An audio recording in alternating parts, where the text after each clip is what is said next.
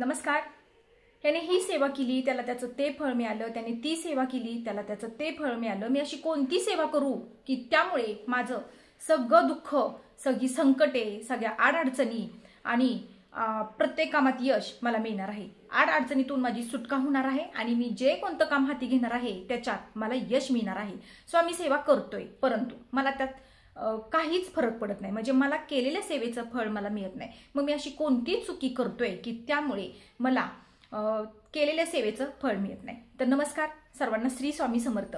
आज आपण स्वामी सेवा करून सुद्धा जर आपल्याला प्रत्येक कामात अडचणी येत असतील, आपल्याला असं वाटते की स्वामी सेवा करून देखील स्वामी आपल्याला मदत करत नाहीत, तर अशी कोणती चूक आहे की त्यामुळे मला केलेल्या सेवेचं फळ मिळत नाही. बघा, आपण स्वामी सेवा करतो, आपल्याला काही दुःख, अडचणी, संकटे आली की आपण देवाच्या नावाचा आपण धावा करतो, म्हणजे स्वामींचं स्मरण करतो, आपण केंद्रात जातो, आपल्याला जी कोणती सेवा देतात ती आपण सेवा करतो.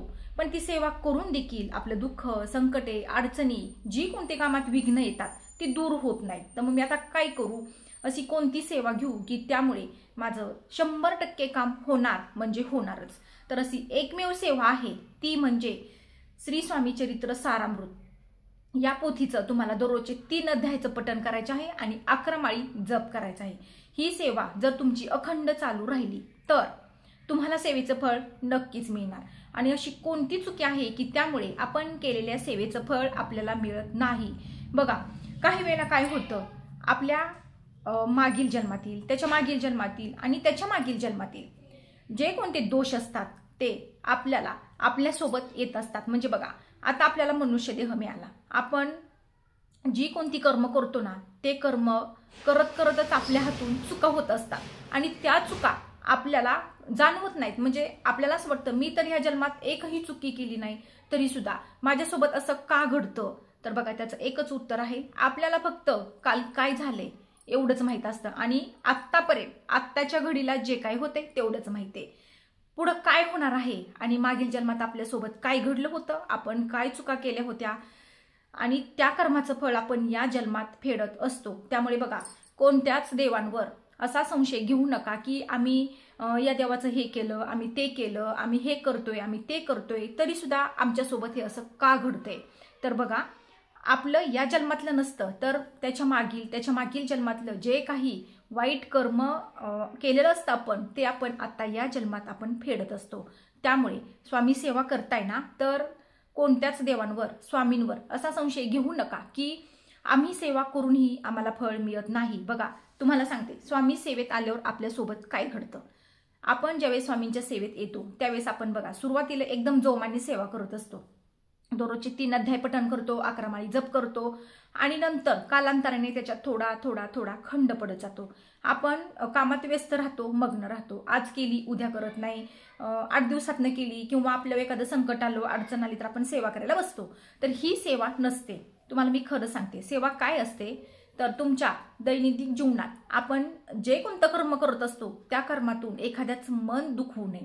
मन जर आपल्यामुळे एखाद्याचं मन दुखवलं गेलं, आपल्या बोलण्यातून एखाद्याला वाईट वाटलं तर त्याचं मन दुखवलं जातं आणि मग आपल्याला त्याचं वाईट फळ मिळत असतं. म्हणजे बघा, जरी एखाद्या व्यक्तीने बोलून जर नाही दावलं की तुमच्या बोलण्याने मला वाईट वाटलं, तुम्ही माझं मन दुखवलं, तरी सुद्धा त्याचा एक आत्मा आहे, आपल्या आत्म्यातच देव असतो आणि मग आपल्याला त्याचं वाईट फळ मिळत असतं. तर ते फळ कसं मिळतं आपल्याला ते जाणवत सुद्धा नसतं. बघा, आपण प्राण्यांची हत्या करतो, तुम्ही नॉनव्हेज खाता, बरोबर, मग हे सुद्धा एक वाईटच कर्म आहे.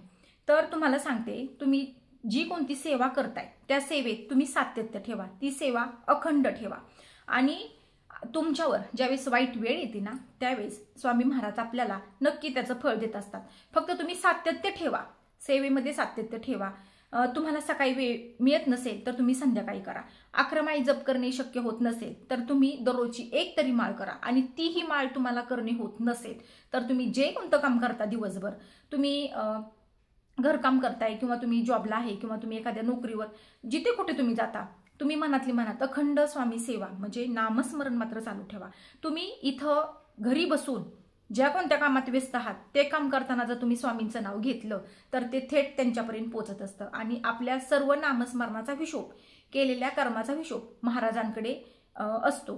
त्यामुळे बघा, तुम्ही कोणतंही काम करत असताना ना श्री स्वामी समर्थ या मंत्राचा तुम्ही जप करा, त्याचबरोबर तुम्ही चांगलं कर्म देखील करा। आपल्यामुळे कोणीही दुखवणार नाही, आपल्यापेक्षा मोठ्यांचा मान राखा, त्याचबरोबर घरातल्या लोकांचा सुद्धा मान राखा।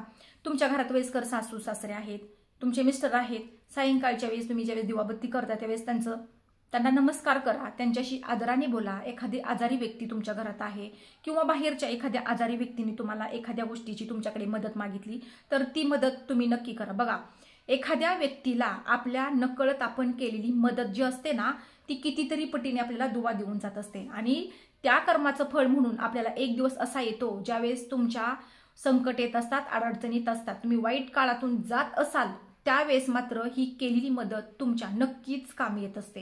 तुम्ही दररोजचे 3 अध्याय 11 माळी जपाचे पठण तर कराच, त्याचबरोबर चांगले कर्म करा, स्वामी महाराजांवर विश्वास ठेवा। तुम्ही केलेल्या सेवेचं फळ तुम्हाला एक ना एक दिवस नक्कीच मिळणार आहे। अशा कितीतरी लोकांचा अनुभव आहे की बघा, सुरुवातीला अगदी जोमाने करत असतात, नंतर ना त्यात खंड पडत जातो। अगदी 8 दिवसातून 15 दिवसातून महिन्यातून ती लोक सेवा करत असतात। बरं ठीक आहे, तुम्हाला रोजची रेग्युलर सेवा करणे शक्य होत नसेल, तुम्ही नामस्मरण तर करू शकता। बसता उठता जे कोणतं काम करता त्या कामात तुम्ही महाराजांचं नामस्मरण करा। केलेलं नामस्मरण कधीही वाया जात नाही। आणि बघा, आपल्या हातून ज्या कोणत्या चुका होतात ना त्यामुळे आपल्याला केलेल्या सेवेचं फळ मिळत नाही। त्यामुळे नामस्मरणात राहा, जेवढं होतं होईल एवढं व्यवस्थित वागा, बोला, प्रत्येकाशी आदराने वागा। आणि तुमच्या हातून ज्या कोणत्या चुका कळत नकळत घडतात, ज्यावेळेस तुम्ही संध्याकाळी झोपता त्यावेळेस महाराजांना प्रार्थना करा की महाराज, माझ्या हातून जे काही दिवसभर चांगलं कर्म घडलं असेल, जी कोणती सेवा घडली असेल तुमच्या चरणी अर्पण करतो आणि माझ्या हातून ज्या कोणत्या चुका झाल्या त्या क्षमा करा, असं म्हणून तुम्ही झोपा। आणि झोपताना सुद्धा तुम्ही नामस्मरण करा, म्हणजे ज्यावेळेस तुम्ही हंतुरणावर पडता त्यावेळेस तुम्ही श्री स्वामी समर्थ असं म्हणत तुम्ही झोपा। ही सेवा तुमची महाराजांपर्यंत नक्कीच पोचणार आहे, केलेली प्रार्थना तुमची त्यांच्यापर्यंत पोचणार। आणि बघा, एक दिवस तुमच्या कामाची तुमच्या सेवेची पोचपावती स्वामी महाराज तुम्हाला नक्कीच देणार। होता होईल एवढी सेवा करा आणि महाराजांच्या नामस्मरणात राहा। आणि बघा, तुम्हाला एक दिवस असा येईल की थोडा वेळ लागेल, थोडा संयम ठेवा, पण केलेल्या सेवेचं फळ तुम्हाला नक्कीच मिळणार। तर हा होता छोटासा व्हिडिओ, आवडल्यास लाईक शेअर आणि सबस्क्राईब करा। तोपर्यंत तुम्हा सर्वांना श्री स्वामी समर्थ।